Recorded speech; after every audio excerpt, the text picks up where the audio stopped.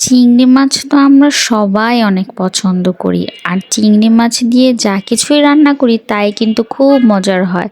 তো আজকে না ছোট ছোট চিংড়ি দিয়ে আমি ভর্তা রেসিপিটা করে দেখাবো। এটা সবাই কম বেশি আমরা পারি, কিন্তু আমার কাছে এটা ফার্স্ট টাইম। কেন ফার্স্ট টাইম? আমি কখনোই ভর্তা করিনি। তো আজকে একটু ভর্তা ট্রাই করছি। তো অনেক রেসিপি ঘাটাঘাটি করে এই রেসিপিটা আমার কাছে মানে সবচেয়ে বেশি সহজ লেগেছে।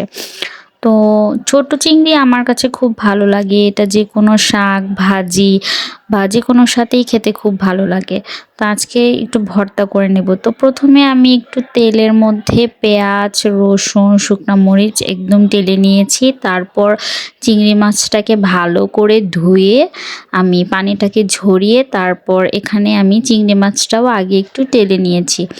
তারপর টেনে নেওয়ার পর এখানে আমি যে ভেজে রেখেছিলাম পেঁয়াজ, রসুন, শুকনা মরিচ, তো সেগুলো আমি একসাথে করে দিয়ে টেলে নেব। তাহলে এইটার যে স্মেলগুলো আছে একসাথে ছড়িয়ে যাবে।